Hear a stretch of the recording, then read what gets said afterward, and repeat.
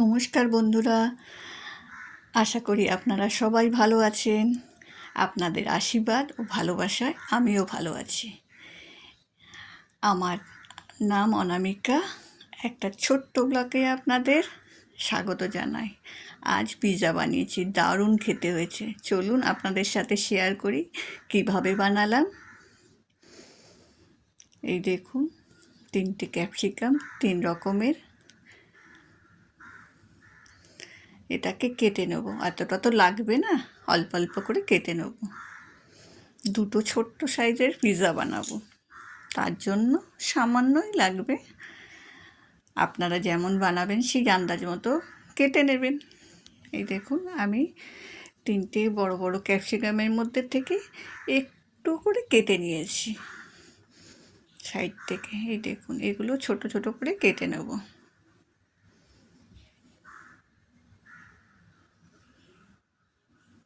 এই দেখুন,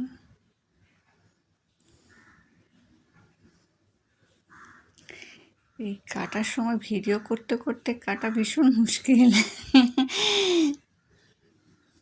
এই দেখুন,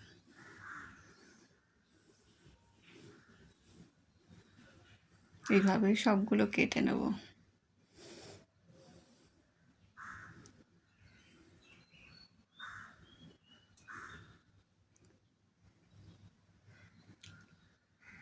রান্না করতে ভীষণ ভালোবাসি, কিন্তু সময় লাগে ভীষণ। আগের মতন অতটা সময় দিতে পারি না। যে কোনো কাজ করি আস্তে আস্তে, বেশি তাড়াতাড়ি করতে পারি না।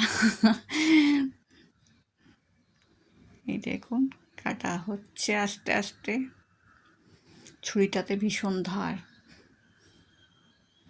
এই দেখুন, কাটা হয়ে গেছে প্রায়।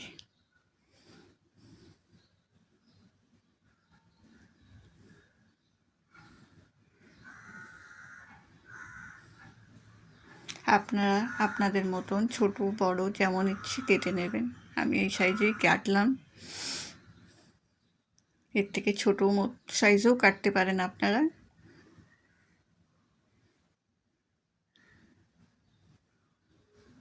এই দেখুন, কাটা হয়ে গেছে। এগুলো ধুয়েই রেখেছিলাম, ধুয়ে কাটলাম। এবার পিৎজা ব্রেডটা বের করে নেব। এই দেখুন, পিৎজা ব্রেডটা বের করে নিয়েছি। এর উপরে সস লাগিয়ে দেবো, টমেটোর সস। এই দেখুন, চামচে করে আস্তে আস্তে করে লাগিয়ে নিলাম।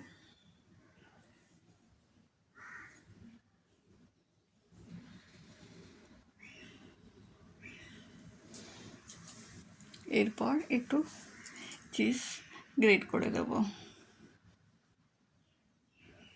এই যে,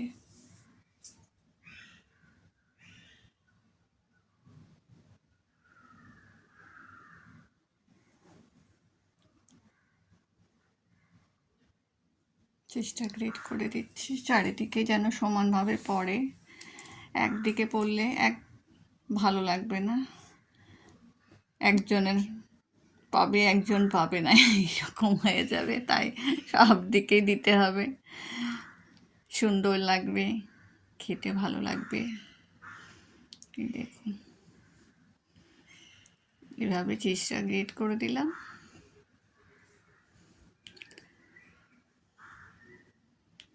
এরপর ক্যাপসিকামের টুকরোগুলো দিয়ে দেবো। কর্ন আনতে বলেছিলাম, ভুলে গেছে আনতে। কর্ন থাকলে আরও ভালো হতো। ক্যাপসিকাম রয়েছে, এর মধ্যে পনিরও দিয়ে দেবো অল্প। এটা চিকেন দিয়েও বানানো যায়, মাশরুম দিয়েও বানানো যায়। আপনাদের মর্জি, যেমনভাবে বানাবেন, যেটা খেতে ইচ্ছে করবে বানাবেন। আমার তো পনির দিয়ে বেশ ভালো লাগে, চিকেন তো খাই না, মাশরুমটা খাই। দেখুন, সাজানো হয়ে গেছে, কালারফুল লাগছে, কি সুন্দর।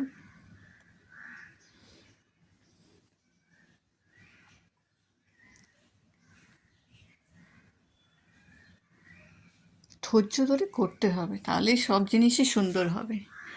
এই দেখুন কত সময় লাগছে আস্তে আস্তে করতে। এবার পনিরের টুকরোগুলো দিয়ে দেবো।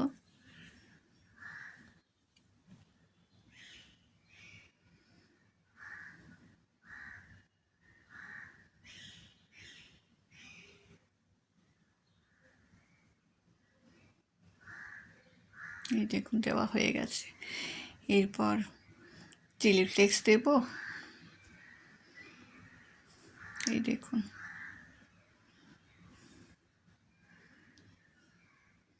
আস্তে আস্তে করছি, তাড়াহুড়ো করতে গেলে না হিতে বিপরীত হয়ে যায়, একটা করতে যাই আর একটা হয়ে যায়, তাই আস্তে আস্তে ধীরে সুস্থে গেছে। তার উপর দিয়ে চিজ দিয়ে দিলাম। আগে একবার চিজ দিয়েছি গ্রেট করে, এবারে উপর দিয়ে দেবো চিজ। বেশ তাহলে মাখো মাখো হবে, সমস্ত কিছু গলে যাবে ক্যাপসিকামগুলোর সাথে। এই দেখুন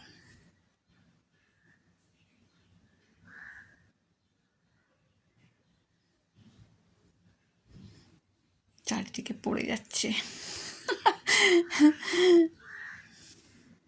তাড়াহুড়ো করতে যাচ্ছি তো পড়ে যাচ্ছে। যাক,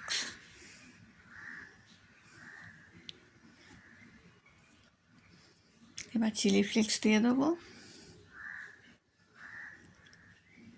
উফ, চারিদিকে পড়ে যাচ্ছে।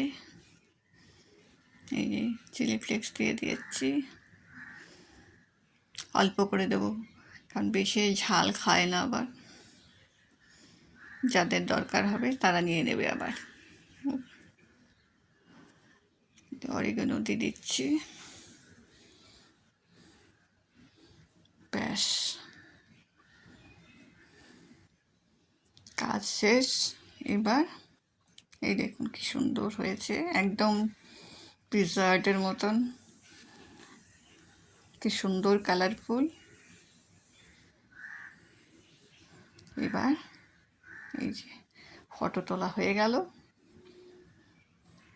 এবার এটাকে ওটিজির ভেতরে ঢুকিয়ে দেবো, টাইম ফিক্স করে দেবো। ব্যাস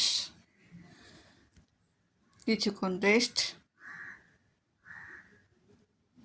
ঢুকিয়ে দিলাম।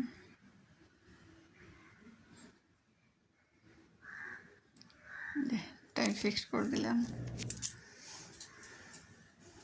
টেম্পারেচার। ব্যাস হোক, বাকি কাজগুলো করে নিই।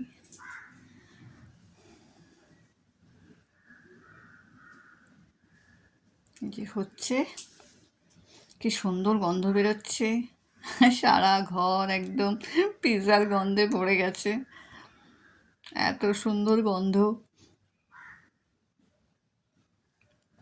এই যে হয়ে গেছে, দেখুন চিজগুলো কি সুন্দর গলে গেছে, পনিরগুলো একদমই হয়ে গেছে। ছেলে পিস পিস করছে।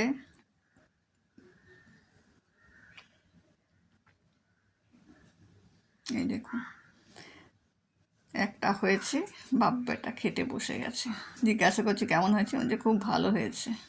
আর একজন তো বলে না, খাওয়ার দিকে ধ্যানে মগ্ন, এই যে আঙুল চেটে খেয়ে যাচ্ছে, টিভি দেখছে, মোবাইল দেখছে।